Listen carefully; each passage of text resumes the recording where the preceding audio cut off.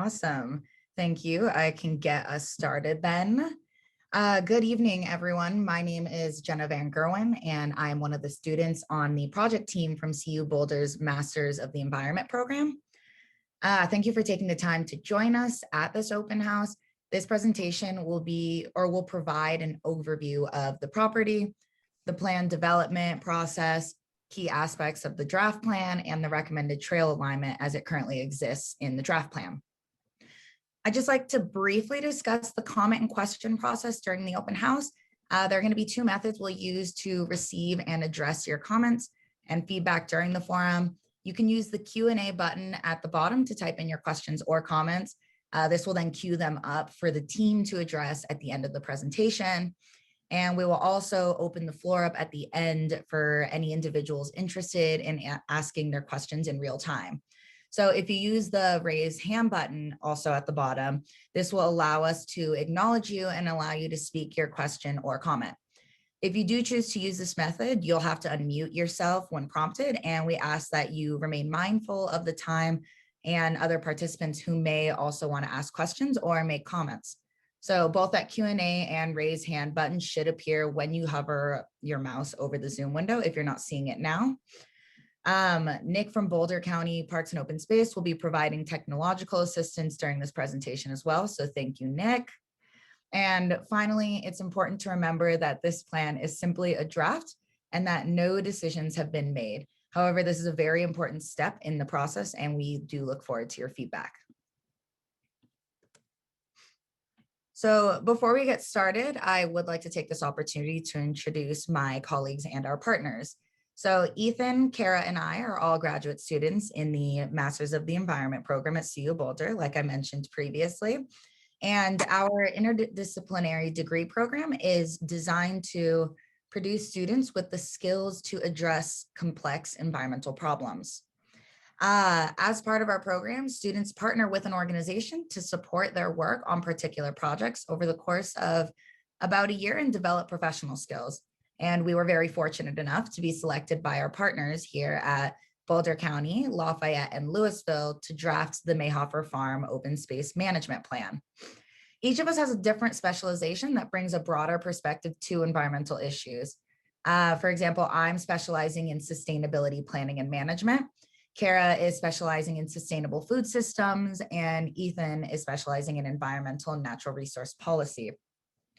Throughout this project, we've been working with Tina Nielsen, who is the Special Projects Manager at Boulder County Parks and Open Space, Rob Burdine, the Lafayette Open Space Superintendent, and then lastly, Ember Brignall, the Louisville Open Space Superintendent. And the support and guidance from Tina, Rob, and Ember, as well as all the staff at their departments, have helped inform the land management plan that we are presenting today. So to get into the Mayhoffer Farm property, this property forms part of the buffer between the cities of Lafayette and Louisville and is jointly owned and managed by Boulder County, the city of Lafayette, and the city of Louisville. So here on this slide, you can see that there's an aerial view of what the property currently looks like and where it's located. So it lies between the crossroads of Empire Road and 95th Street. The Mayhoffer Farm property is shown in that lighter green color, while the adjacent property, Harney-Lasoka, is shown in that brighter lime green color. The open space consists of primarily agricultural lands, with 3 properties that used to be previously a part of the land, but are now privately owned and are shown as either conservation easements, CE, or restrictive covenant on the map to the right. And then future trails are intended to connect these 2 properties while also providing educational opportunities on both cultural and historical background. I will now pass it off to Ethan to talk a bit more about the next part of the process.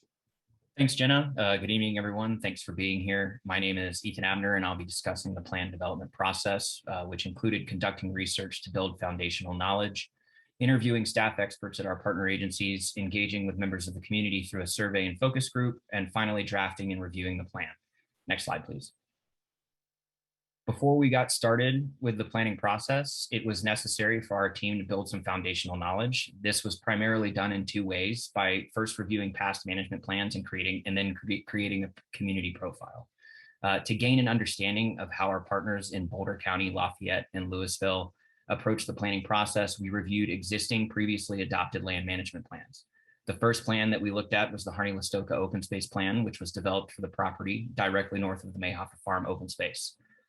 This particular plan gave us an idea of where to start and provided some good background about resources in the area due to its proximity to the Mayhoffer Farm. Next, we looked at more recently completed plans like the Walker Ranch update to get a sense of how management plans have evolved over time. Through this review, we were able to incorporate some newer practices that we thought would be beneficial for this particular management plan. For instance, the Walker Ranch update included a table of management goals and strategies that was easy for decision makers and residents to reference, so we included a similar table at the end of this document. Next, we also developed a community profile of Boulder County, Lafayette, and Louisville, which is available in Appendix 7 of the draft plan. The community profile helped us establish baseline demographic trends in Boulder County, Lafayette, and Louisville, and the profile that we developed was primarily composed of data from the U.S. Census and Colorado State Demography Office. It allows us to not only provide relevant information about the community, but to try and make more informed decisions about certain aspects of the plan. For instance, the population of residents over the age of 65 is forecasted to double between now and 2050. Additionally, the Latinx community is expected to double over that same time period and ultimately account for 25% of Boulder County's population. So how do we use this data? Well, research into recreation trends, motivations, and preferences suggests that members of these demographic groups may desire different amenities and recreational opportunities than other users. Understanding future needs now can help guide investment and informs recommendations like including benches along segments of the trail, developing trails that are flatter and more easily to navigate, or including things like picnic tables that provide opportunities for more social interactions. Next slide, please. After we built foundational knowledge about the community and process of creating a management plan, we conducted informational interviews with staff from Boulder County, Lafayette, and Louisville to better understand the Mayhoffer Farm open space property. We had numerous engagements and discussion with staff who provided expertise in agricultural operations, factors affecting trail development, wildlife and plant ecology, historical and cultural resources, and GIS mapping. The input that we received from staff is present throughout the management plan and informed much of the background information provided in Section 2, Management Direction, our considerations for potential trail alignments, and recommended actions supporting the management direction. Next slide, please. During the early stages of the planning process, our partners also highlighted the importance of engaging with the local community, especially members of traditionally marginalized and underrepresented communities in Boulder County, Lafayette, and Louisville. Our engagement strategy was a two-pronged approach. First, Kara, Jenna, and I created an intercept survey designed to better understand the preferences of local trail users. The survey collected basic demographic data like race, ethnicity, age, and city of residence. We also asked respondents their preferences regarding trail usage and conditions, as well as their interest in learning about cultural, agricultural, coal mining, and human histories associated with the Mayhoffer Farm open space property. In an effort to better understand and engage members of traditionally marginalized and underrepresented communities, we utilized strategies recommended in Boulder County's Cultural Responsiveness and Inclusion Strategic Plan, or the CRISP. The intent of the CRISP, which was approved earlier this year, is to add a cultural responsiveness and inclusion lens to all that Parks and Open Space does and to find better ways to engage and provide services to marginalized and underserved communities. We acknowledged early on that this management plan would be one of the first opportunities to try and incorporate recommendations from the CRISP into the planning process. So we worked with our partners in Thorn Nature Center to host a dinner for promotores, who are local leaders in the Latinx community, and their families. Through this dinner, we were given a real opportunity to listen and learn more about the value of local trails, reducing barriers to access, and what trail users like to see and do when they visit trails. We included the insights that we learned from this experience in the management plan and have worked to incorporate some of the ideas and suggestions where possible. Next slide, please. Finally, I'd just like to discuss the plan drafting and review process. Using the information gained from our initial research, staff interviews, and community engagement, we completed an initial draft of the management plan, incorporating the information that we had learned. Once the draft was completed, we provided it to the Parks and Open Space staff at Boulder County, Lafayette, and Louisville. The staff conducted a review of the document and provided our team with critical insights and feedback for consideration, bringing to our attention some issues that we may have overlooked and helping us clarify elements of the plan. We're currently in the process of collecting public comments, which all of you have been kind enough to participate in today. Aside from this open house, there's also a public comment form available on the website in both English and Spanish. We'll be considering public comments provided through this forum and the comment form and work to address them as we move through the rest of the process. A summary of comments will be created for future meetings with the Parks and Open Space Advisory Boards and Committees, the Boulder County Board of Commissioners, and the City Councils of Lafayette and Louisville. It'll also be available as an appendix in the management plan. If you're interested in participating in any of the future public meetings, you can find up-to-date information about the schedule at boco.org/Mayhoffer. With that, thanks for your attention. I'll now turn it over to Kara. Hi, everyone. My name is Kara Potter, and I'm going to be reviewing key aspects of the draft plan and wrapping up our presentation. So this plan has been written to highlight the unique history of the property, past and present uses of the land, and current resource inventories. Additionally, this plan aims to develop a clear management vision and direction for the property. Until now, the property has primarily been used for agriculture. There is currently an operating plan for the existing agriculture on the property. However, our management plan seeks to integrate all multi-use objectives for the property and create a vision for how the property could serve the community in new and different ways into the future. Our focus on developing multi-use objectives for this open space property was based on initial meetings with our partners from each agency, who identified multi-use goals from Boulder County, Louisville, and Lafayette strategic plans. We have incorporated a detailed appendix of the strategic planning documents that inform this plan if you're interested to dig more into that aspect of our process. Considering the three main multi-use objectives that are listed here on this slide, the main one we were focusing on in this plan is that there are no opportunities currently for passive recreation at the Mayhoffer farm, which limits community engagement, education, and interpretation. Creating a trail on this property was identified by the agencies as a primary goal throughout the entire acquisition process, which was completed in 2017. And this goal was highlighted by our partners early on in the project. There's a unique opportunity here to create an ADA accessible trail as an alternative connection to the regional Coal Creek Trail. The section of this Coal Creek Trail near the Mayhoffer farm is the Aquarius Trail, if you're familiar with that area. And this section of the trail is notoriously steep and not ADA accessible. When you're on the outside. This goal has been a primary part of the conversations we've had around trail design and informs a lot of our work that we've put in over the past few months. So over the past few months, our team has been meeting with agency staff and community stakeholders to develop an ADA accessible route that reduces the impacts to existing agricultural operations, native wildlife, and nearby property owners. We've considered a few different routes. Jenna, if you would process the next slide. Yeah. We've considered a few different routes, which are discussed fully in the draft, as well as the story map, which are both on the website that Ethan mentioned. And option B and C, shown here in the center and to the right, were both explored, but are not recommended. Option A at this point is our best option and the one we're working on. Next slide. So this option accomplishes the main goal of providing an ADA accessible connection to the Coal Creek Trail, ensuring valuable user experience with opportunities for interpretation and education, while minimizing the impacts on agriculture, native wildlife, and the nearby property owners.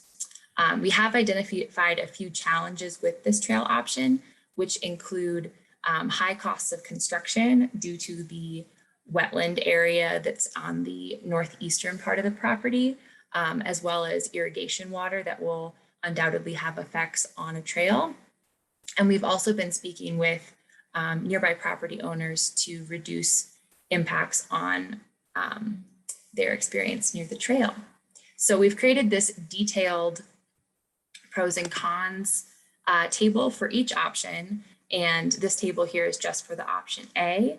If you have any additional ideas or questions, we would love to hear them. But for now, these are the main ones we have identified. And we plan to continue developing this option throughout the public input period in order to confidently incorporate and recommend a trail in the plan we will present to the 6 bodies of approval later this fall. So we look forward to hearing your thoughts on this and any other aspects of the plan. Thank you so much for your time. If you'd like to take a look at the full plan, again, please visit our webpage. The full plan is nearly 100 pages, which we realize is a bit much. So we've also created a story map that's a more interactive platform, an immersive way to explore all of the main points that are presented in our plan. We'll now begin the Q&A portion of this open house. As mentioned before, please feel free to use the Q&A chat or raise the hand function to present your questions to the group. Thank you so much.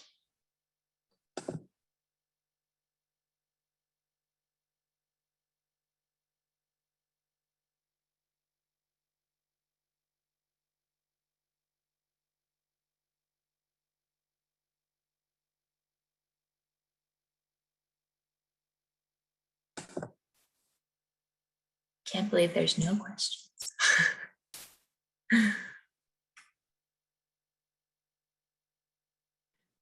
Well, while we're waiting to see if any questions pop up, I would love to add a few comments from the perspective of Boulder County Parks and Open Space. I'm Tina Nielsen, and I'm the representative from our department with working with the 3 students in Louisville and Lafayette.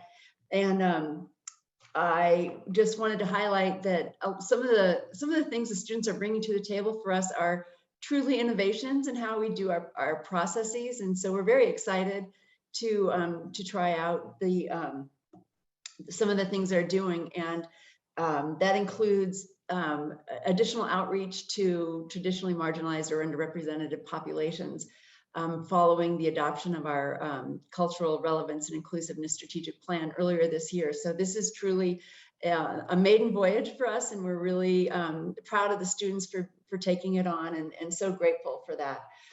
The story map that has been created that Kara just referred to will be posted on our website sometime very soon. And if anyone has better information than I do, you can pipe up. But it is as Kara said, an immersive experience and a more interactive way to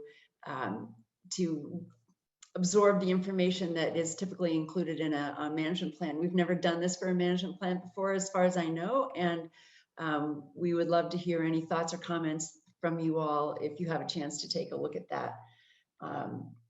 And then finally, I do want to just really acknowledge that the students have been working so very, very hard on this, and they're on an academic calendar, which is somewhat more compressed than what we would typically have for creating a management plan of this scope, for drafting it. And they have been really working so hard, and we're very grateful to them for their efforts and for fitting it all into their compressed academic schedule. Thanks, Tina. And for everyone in the forum, I would just note that Jenna did post the link to the story map. If you'd like to take a look at it sometime this evening or sometime in the future, you're more than welcome to.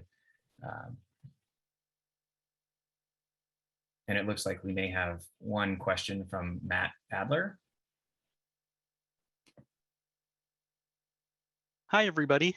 How are you tonight? Doing well, Matt. How are you? Good, good.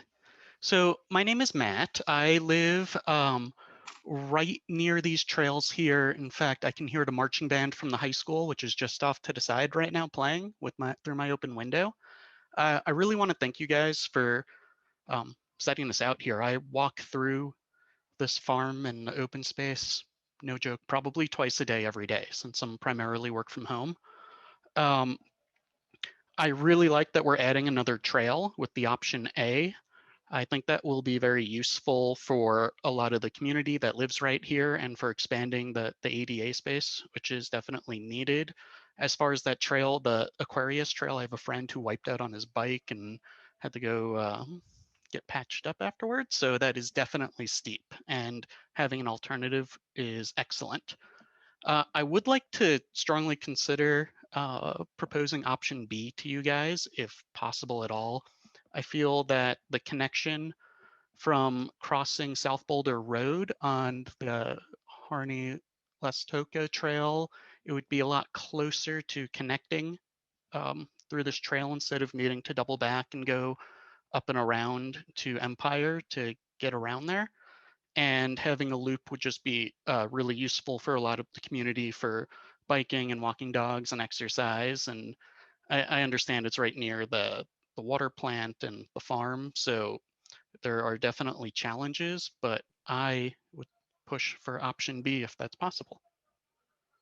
So not really a question. I'm really excited about this. And when I saw there was a new trail coming in, even if it's just option A, that's fantastic. So I wanted to thank you guys. Thank you, Matt. We really appreciate that. That's what this is all about. I can just talk a little bit about our considerations around option B. As you noted, it is right next to the water treatment plant. It's also on an agricultural access road that's heavily used during the entire growing season. And we love the connection to the Harney-Listoka Trail, but we felt that its position, the road is right next to an irrigation ditch. So it would be difficult to finagle construction. And we felt like there could be some safety hazards around large agricultural equipment like combines and haying equipment. And so the agricultural staff has been incredibly gracious with us. We figured compromise is the name of the game. And so we decided not to consider that option as an allowance for the agricultural activities.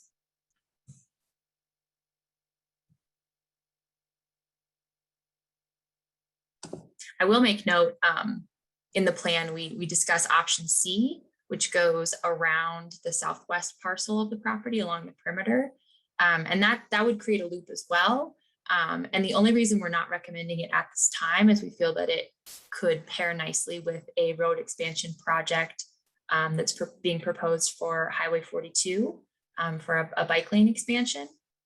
We figured that those projects could be redundant. And so we recommend considering that trail option with the bike lane expansion.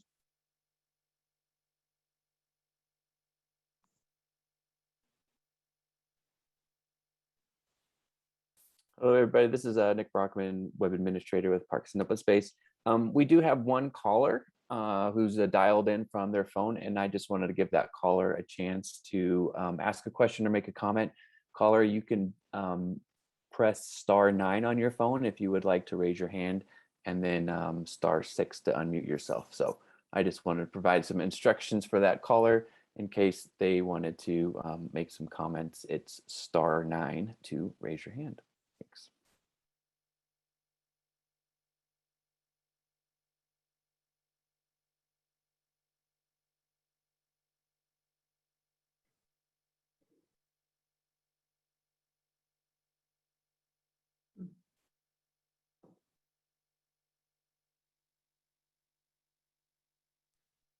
Well, before we move on and just throw up our last slide, which has the key dates that are upcoming for public meetings, I would just like to ask if there are any additional questions or comments before we do that.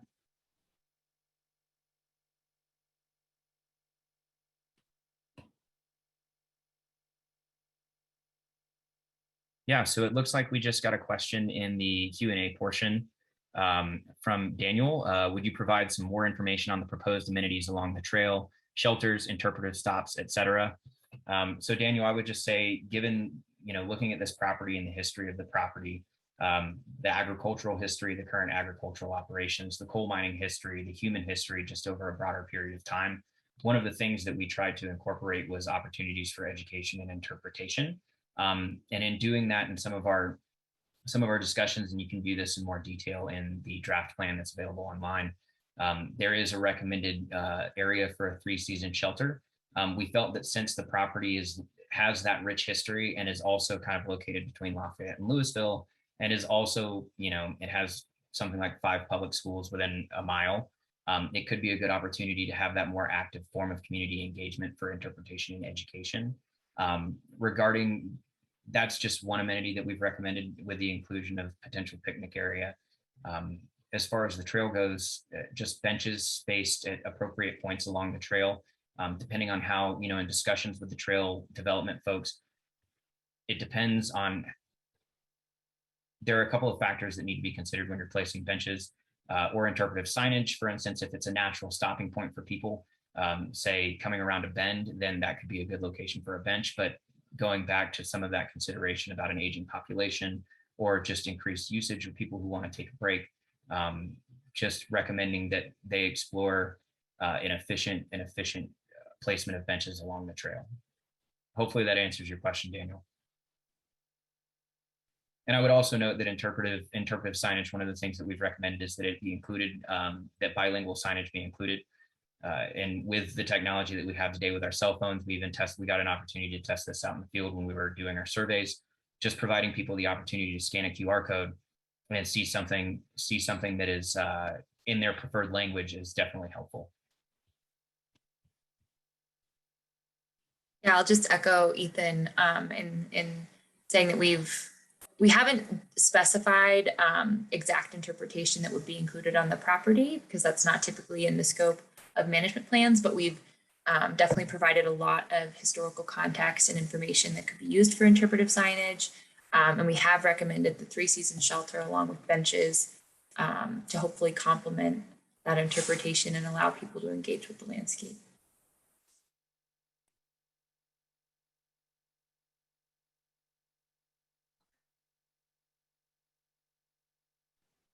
It does look like we have a hand raised from Tracy Baker, if you wanted to ask your question. Trace, go ahead. Yes. Excuse me. Yes, my name is Trace Baker, and in preparation for this meeting, I did go out and I rode the existing trails and roads on the perimeters of the properties here.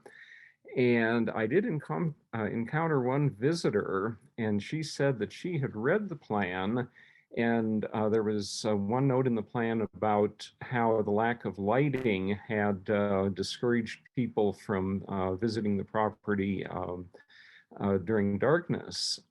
This visitor wanted to recommend strongly against adding lighting because she said that she really valued going out and looking at the stars and listening to night sounds. So I'll pass that on for her. Full disclosure, I am a member of Boulder County Parks and Open Space POSAC, and I'm a volunteer ranger. And I am making this comment as a private individual and not as a member of either of those two organizations. Thank you. Thanks, Trace. Sounds like you wear a lot of hats. I would just note that one of the things that we talked about when we were looking at trails was the potential inclusion for security lighting, because we had heard from members of the Latinx community, and Jenna Cara, correct me if I'm wrong, but that was a preference for them. But acknowledging the fact that there are desires to keep the area dark for viewing the night sky, to keep the area dark so that it doesn't have impacts on wildlife, and to limit the trail hours between a certain time to give some of the adjacent private property owners, a little bit of peace during the night. At this point in time, our recommendation does not include lighting for the trail.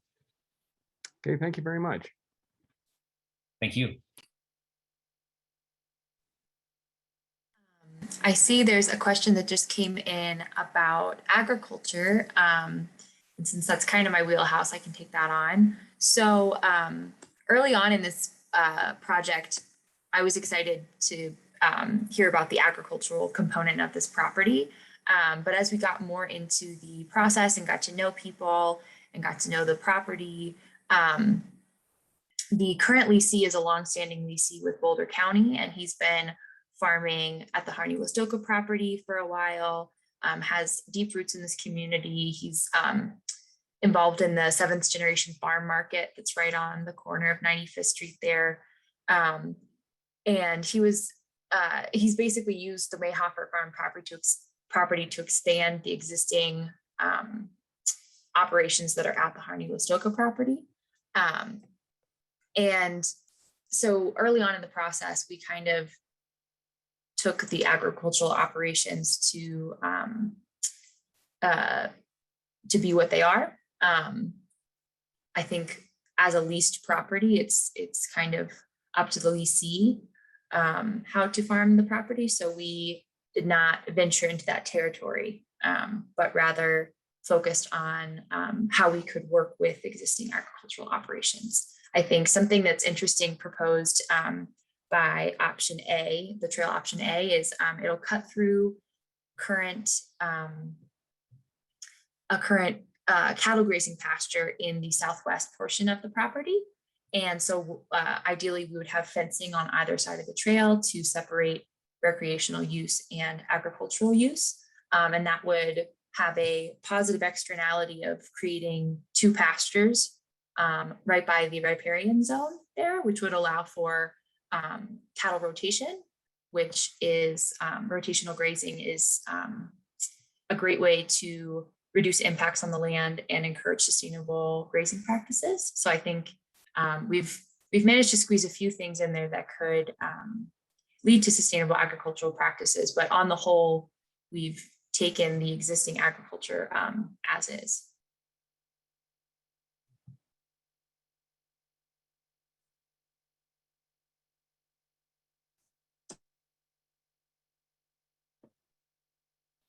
And just to acknowledge Daniel's additional comment here about you're welcome. Thank you for attending. Hope the info was informative.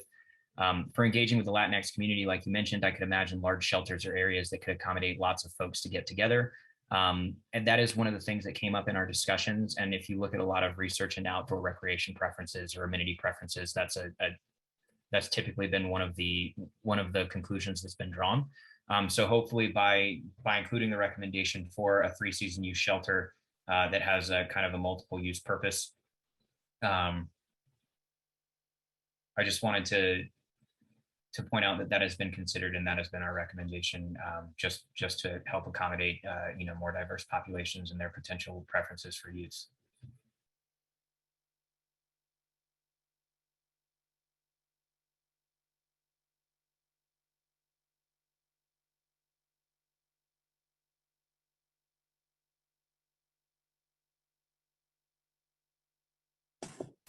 Rob, do you have your hand up?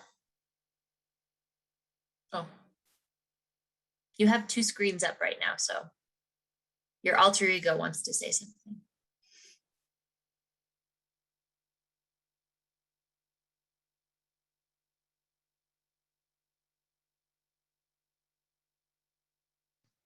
Well, I guess since we have some time, I can go ahead and show you all some of the cool features that come with the story map. So give me 1 second.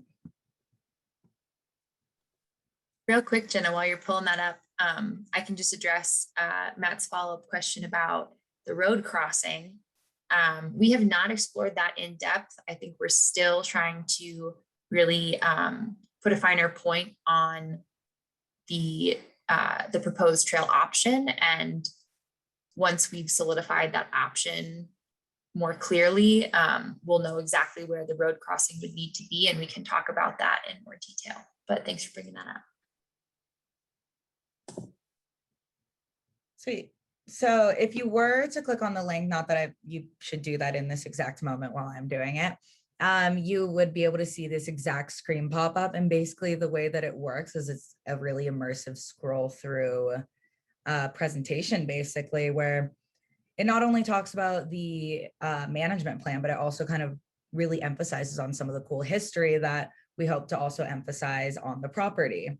And so there are links throughout.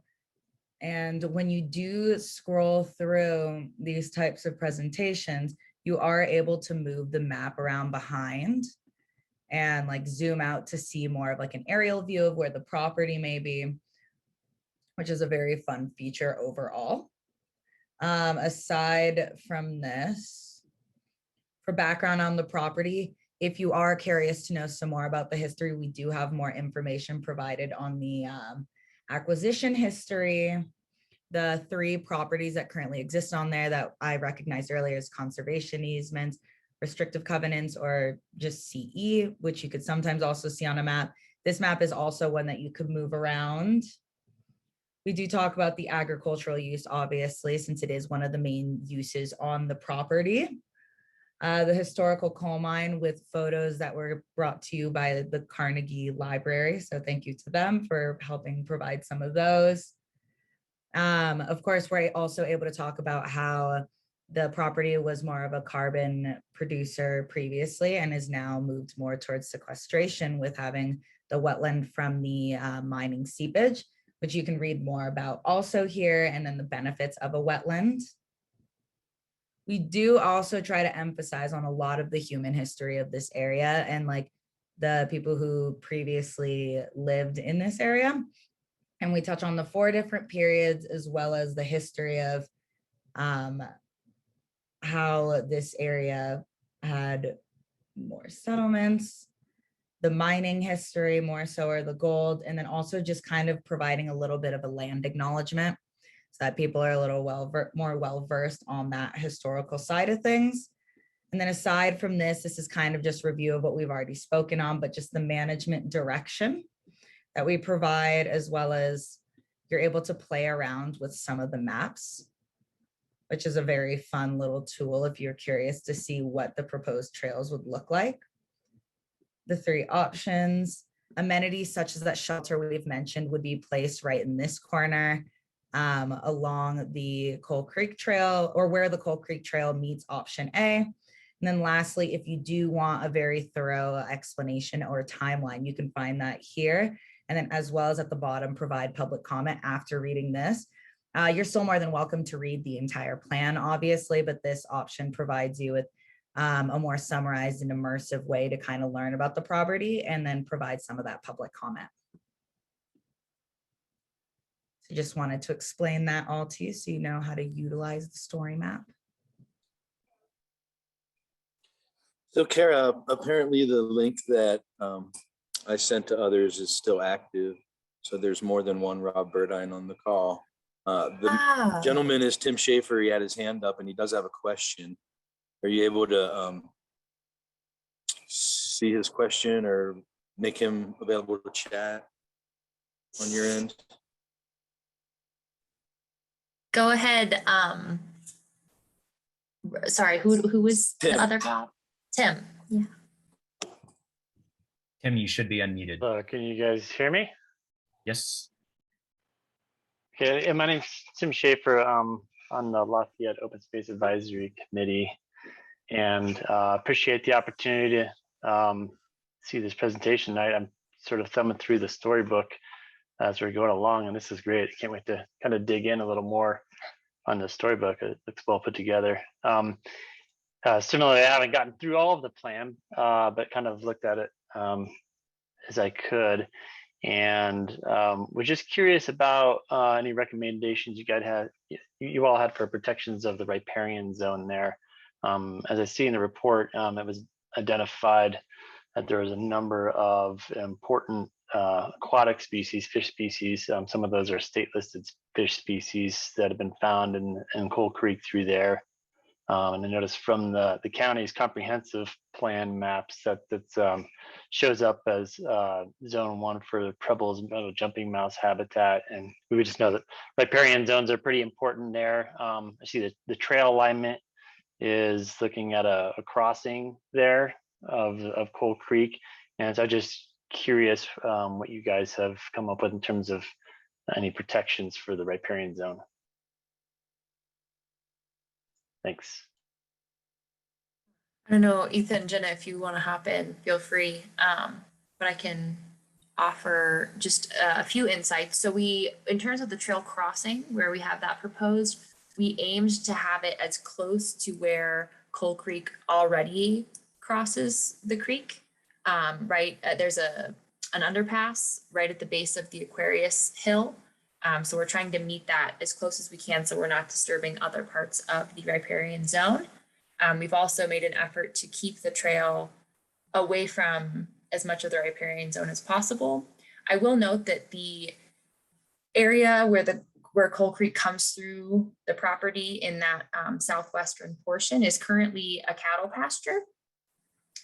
And so it is currently used for agriculture. I think that one of the additional benefits for having 2 pastures in that area is we considered being able to move the cattle away from the stream and do some riparian habitat restoration. Currently, Boulder County has some practices to protect the riparian zone from the cattle use and cattle entering the stream. That was a really interesting and tricky issue to learn about through this process. I'm from the East Coast originally and have worked on a lot of agricultural management there. And it's not as big of a deal to worry about fencing off riparian zones because we have water access wherever we like. Whereas around here, obviously water rights are pretty contentious. And so there are policies in place that you cannot remove water from the stream to water cattle outside of the riparian zone. So the cattle do need access to the creek for watering. So that was definitely a consideration. But as I mentioned, having the fenced off trail in that area to provide 2 pastures would allow for moving cattle away from the stream for longer periods of time, for some restoration activities to take place. In the plan, we have included wildlife inventories of all these cool species like the few you mentioned, Tim, and we definitely want to highlight those as a key part of the property and its resources that we want to conserve. So definitely open to more ideas though, if you have specific thoughts in mind for riparian restoration. Thanks, Kara. The only thing that I would add to that, Tim, is that one of the issues that we identified early on that Kara brought up was the access to water. There's limited access and timing to water in certain parts of the field. And so in the management direction, though not directly related to wildlife or restoration of habitat, is trying to figure out a way to resolve the water rights issue, which could create other opportunities in the future.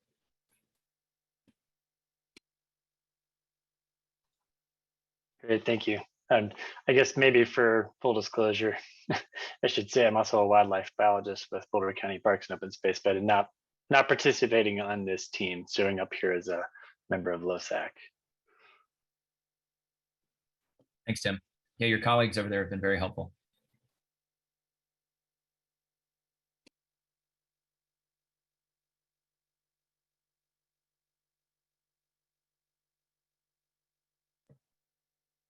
Are there any additional questions or comments?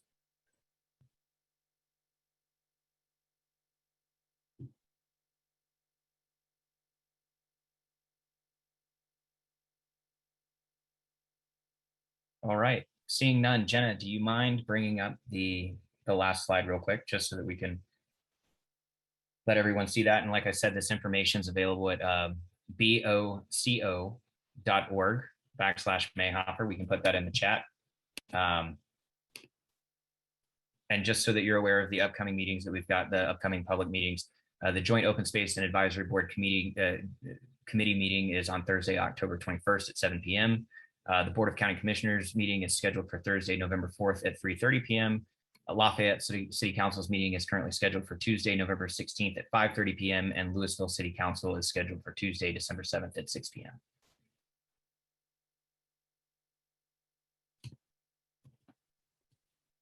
I'll just make note, if you'd like to refer back to this presentation, that will also be available on our webpage.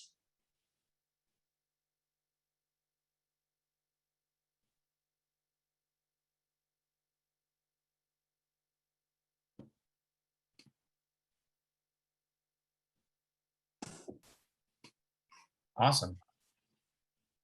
With that, I would just like to say thank you all for coming. We appreciate your participation. If you have any additional comments, you can make those online. But yeah, thank you for being here this evening and for allowing us to give you this presentation.